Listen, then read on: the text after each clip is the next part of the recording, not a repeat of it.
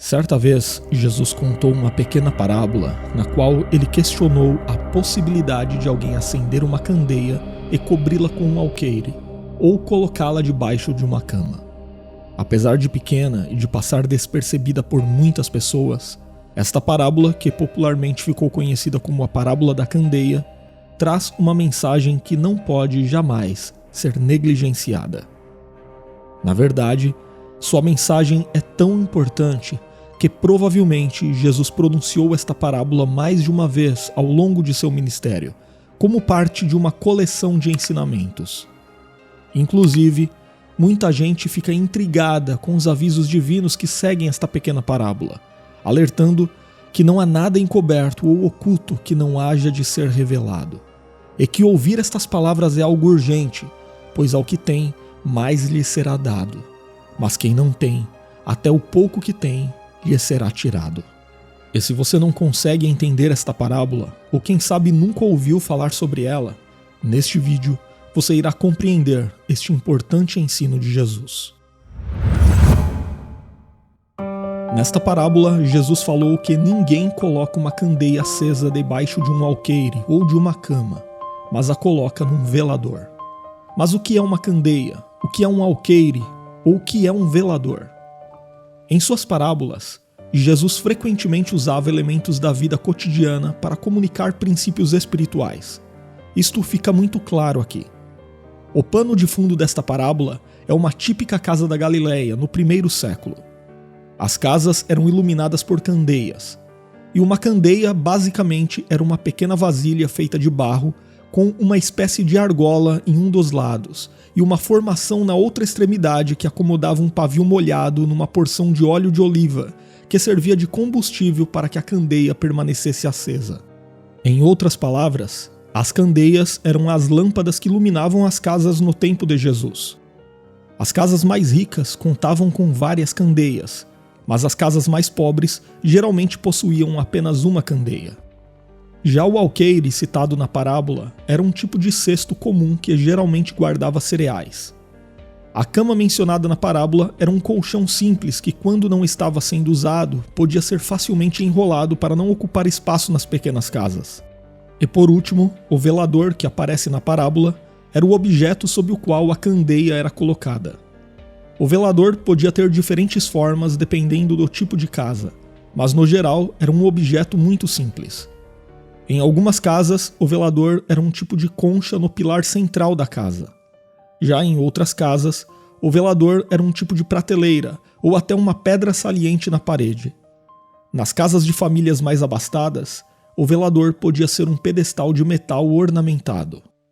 Mas qual é o significado desta parábola?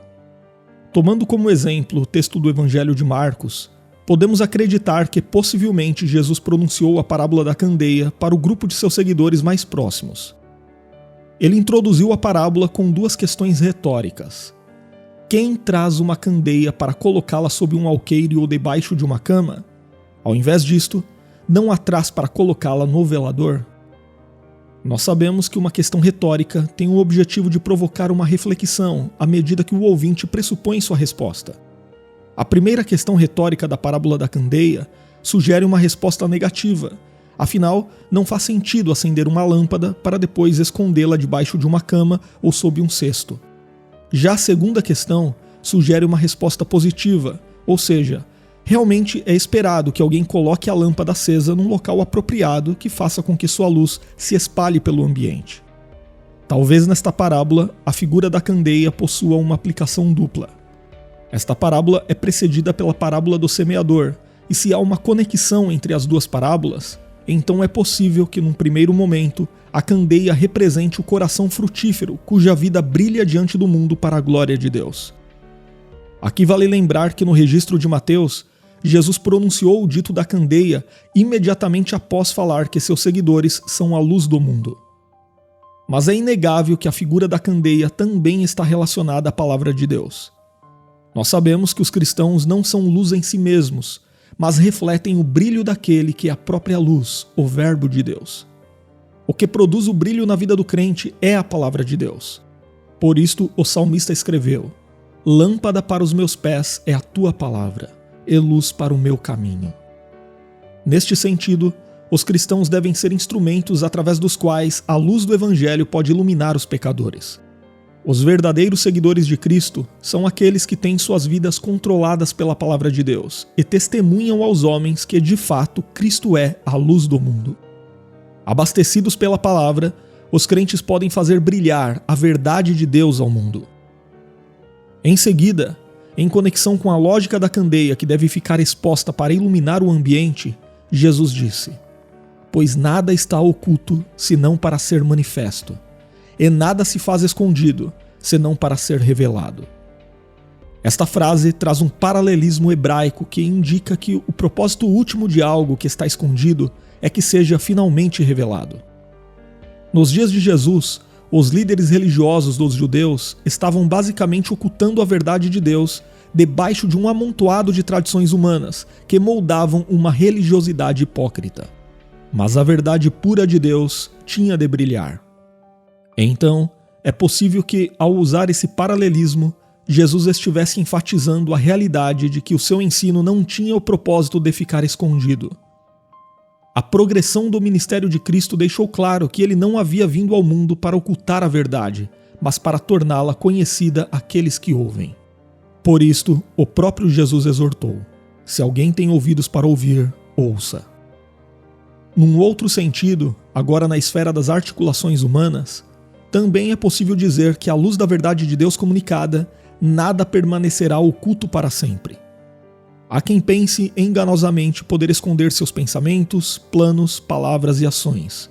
Mas no dia do juízo, todas as coisas serão expostas e medidas sob o prumo da vontade de Deus revelada.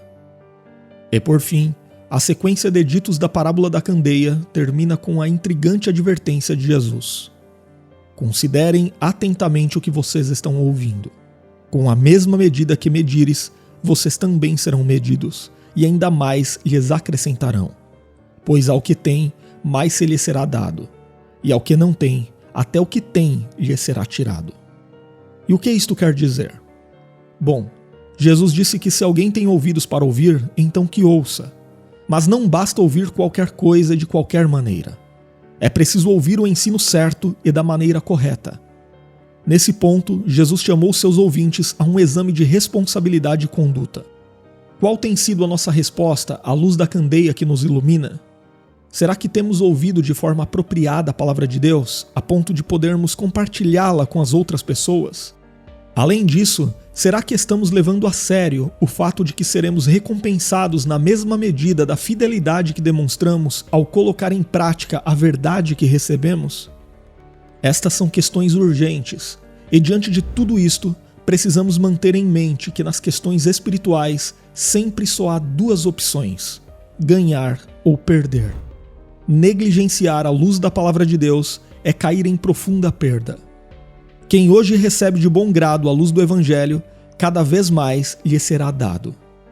Mas é preciso que se saiba que no dia do juízo não haverá oportunidade de receber novamente a luz que foi rejeitada.